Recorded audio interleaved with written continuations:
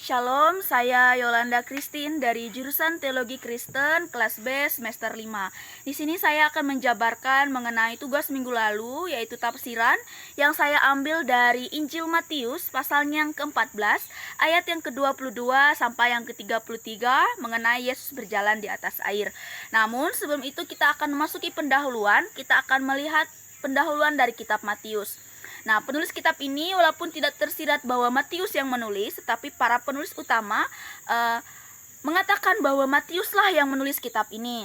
Nah, kapan dan di mana ditulis? Tidak ada fakta yang cukup jelas bahwa kapan dan di mana ditulisnya kitab ini.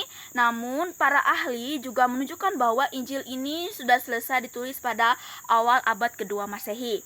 Nah, latar belakang kitab Matius ini ditulis untuk orang percaya bangsa Yahudi, di mana mereka yang menunggu janji-janji yaitu kedatangan Mesias. Nah, kita akan melihat situasi dan kondisi. Yang pertama, tradisi atau budaya. Tradisi atau budaya yang berkembang di masyarakat pada saat itu yaitu adat Yahudi dan tradisi Kristen. Yang kedua, keadaan ekonomi masyarakat pada zaman Yesus tidak begitu baik. Namun, masyarakat pada waktu itu mereka mencerna nafkah melalui pertanian. Dan suasana politik, Yesus tidak berpolitik praktis, tetapi Yesus berpolitik etis. Nah, di dalam penafsiran Matius pasal 14 ayat 22 sampai ke 33 ini, kita lihat di sini kisah lain tentang mukjizat yang dilakukan Yesus untuk menolong para sahabatnya dan murid-muridnya dan para pengikutnya. Di dalam Matius 14 ayat ke-22 sampai ke-33 ini ada beberapa hal yang dapat kita ambil atau kita pelajari mengenai nas ini. Yaitu yang pertama, berjalan di atas air menunjukkan kehadirat Allah. Kita memerlukan Tuhan di dalam kehidupan kita, maka kita harus memiliki Tuhan, yang demikian mengapa kita meminta Dia juga hadir di dalam kehidupan kita.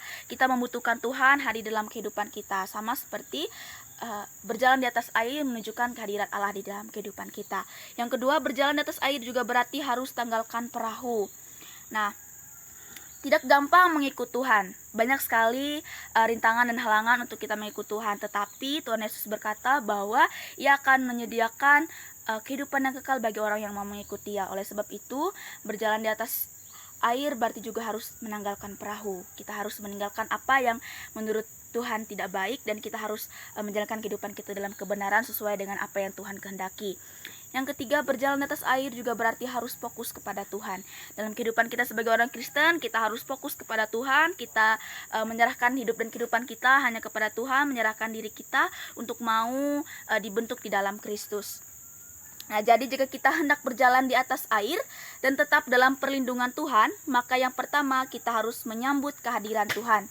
Yang kedua, kita harus turun dari perahu, dan yang ketiga kita harus memfokuskan diri pada Tuhan. Ingat, kadang bukan angin badai, kesakitan, kemiskinan, sakit, penyakit, atau kesusahan dan penderitaan yang membuat kita jauh dari Tuhan, tetapi bisa saja kesuksesan, kekayaan yang datangnya seperti angin sepoi-sepoi dan akhirnya kita tenggelam. Sebab itu, apapun yang kita dapatkan dalam kehidupan kita, hendaknya kita selalu memfokuskan diri kita kepada Tuhan. Itu yang dapat saya sampaikan. Terima kasih, Tuhan Yesus memberkati.